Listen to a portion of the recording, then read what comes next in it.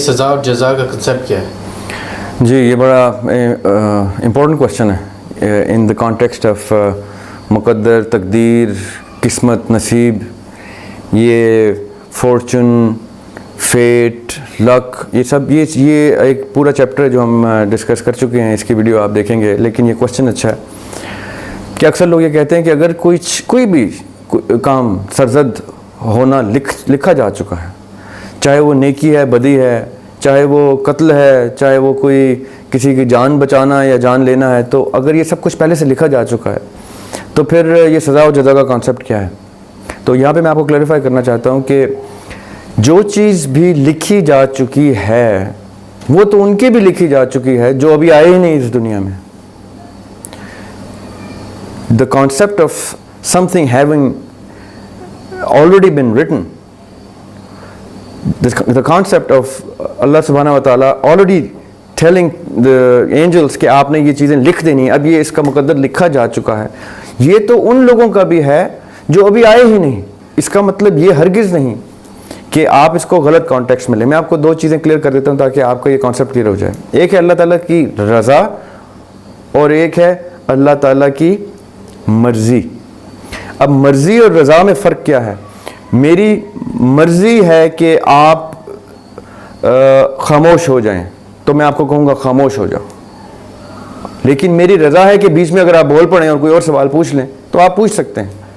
یعنی I am letting you do some thing, میں نے آپ کو چھیڑا نہیں ہے. اب میں نے جب سسٹم آن کر دیا، جب اللہ تعالیٰ نے کوئی سسٹم، دنیا کا سسٹم آن کر دیا تو وہ آن چھوڑ دیا. اب جب یہ اس کا پروگیٹو ہے، اللہ تعالیٰ جب چاہیں گے وہ انٹرونشن کریں گے، اس میں کوئی شک نہیں. وہ بادشاہ ذات ہے، وہ جب ان کا سسٹم آئی، ان کی دنیا ہے، وہ جب چاہیں انٹرونشن کریں گے. لیکن ٹیکنیکلی وہ ایک سسٹم کو آن کر کے کھلا چھوڑ دیتے ہیں کہ اب میں ایک ہی دفعہ اکاؤنٹیبلٹی کروں گا. کس چیز کی اکاؤنٹیبلٹی کب ہوتی ہے؟ جب وہ آپ کی ول ہو، جب وہ آپ کی مرضی سے ہو. اس کی رضا یہ ہے کہ آپ کی مرضی آپ کو دے دی گئی، اب آپ جو چاہے کریں. لیکن یہ فری ول جو ہے دیٹ کمز ود اکاؤنٹیبلٹی. اس کا سوال ہوگا، اس کی پوچھ ہوگی. تو جب کوئی شخص کہتا ہے کہ جیسے آپ نے سوال کیا کہ اگر کوئی شخص قتل کر دیتا ہے تو یہ تو لکھا ہوا ہے، تو اس کا یہ قتل کرنا، اللہ تعالیٰ کا علم اتنا وسیع ہے، اللہ تعالیٰ پہلے سے دیکھ سکتے ہیں دنیا کو ایک فلم سٹرپ کی طرح کہ یہاں سے دنیا شروع ہوئی، یہاں پہ ختم ہو گئی. ہم تو یہیں پہ کہیں پہ آخری پیریڈ میں انشاءاللہ، کہیں بہت ہی آخری پیریڈ میں، ویسے تو ہم آخری پیریڈ میں موجود ہیں. تو اللہ تعالیٰ تو یہ بھی دیکھ چکے ہیں کہ آخرت میں آخری دن کون سا شخص کیا کیا کر رہا ہوگا، یہ وہ لکھوا چکے ہیں. لیکن کر وہ اپنی مرضی سے رہا ہوگا. اگر آپ میری بات سمجھیں تو جب تک آپ کی مرضی شامل نہیں ہے تب تک آپ کی اکاؤنٹیبلٹی شامل نہیں ہے. جب تک آپ کی فری ول پریکٹس نہیں ہو رہی تب تک آپ کا کوشچن کا لاجک نہیں بنتا. اللہ تعالیٰ کہیں پہ بھی ان لاجیکل نہیں ہوتے. یہ خاص طور پہ میں یہ اس سوال کا جواب ان لوگوں کو ایڈریس کرنا چاہتا ہوں جو بہت پڑھ لکھ کے، جو بہت کچھ پڑھ کے، خاص طور پہ فزکس پڑھ کے نا، یہ لوگ بہت بپھر گئے ہیں. یہ لوگ اللہ تعالیٰ کی ایگزسٹنس پہ کوشچن کرتے ہیں فزکس پڑھ کے. اور حیران کن بات یہ ہے کہ جب میری ان سے گفتگو ہوتی ہے اوور دا ایئرز، جب بھی ہوئی، تو انہوں نے ریفرنسز دیے آئنسٹائن کے.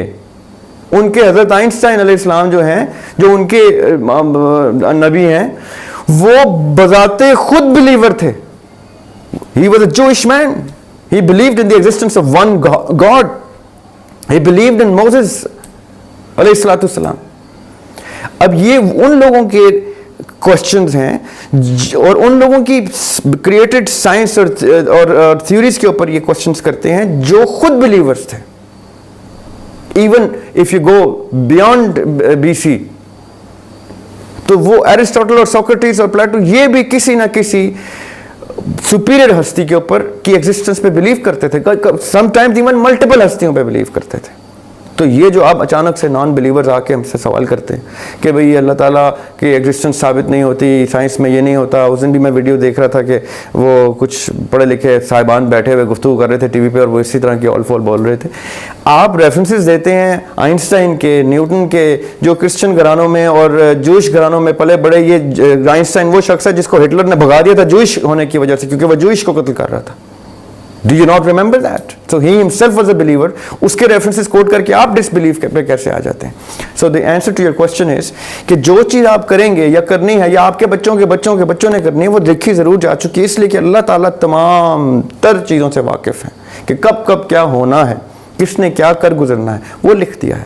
لیکن اس کا مطلب یہ نہیں کہ وہ اپنے ہاتھ سے اگر میں آپ کے ہاتھ سے قتل کرواتا ہوں تو قاتل میں ہوں, آپ تو خالی اکمپلس ٹو دا کرائم ہے. چھری کو سزا نہیں ملتی, چھری مارنے والے کو سزا ملتی ہے. تو اگر اللہ تعالیٰ نے خدا نہ خواستہ نعوذ باللہ کسی اپنی مرضی سے قتل کروانا ہو تو یہ قتل نعوذ باللہ استغفر اللہ ان کے سر جاتا ہے. اس لیے وہ ایسی کوئی لاجک نہیں چھوڑیں گے آپ کے لیے جس پہ آپ سوال کرنے کے مجاز بھی ہوں. آپ صرف جواب دینے جوگے ہوں گے, کیونکہ ان تمام سوالوں کے جواب اللہ تعالیٰ آپ کی سمجھ, آپ کی فہم میں ڈال چکے ہیں. اور اگر نہیں ڈالیں تو سمجھیں اس چیز کو. اللہ تعالیٰ کی رضا اور اللہ تعالیٰ کی مرضی میں فرق آئیڈینٹیفائی کریں. اللہ تعالیٰ کی رضا ہے کہ ہوتا رہے جو ہو رہا ہے, میں ایک ہی دفعہ دیکھوں گا.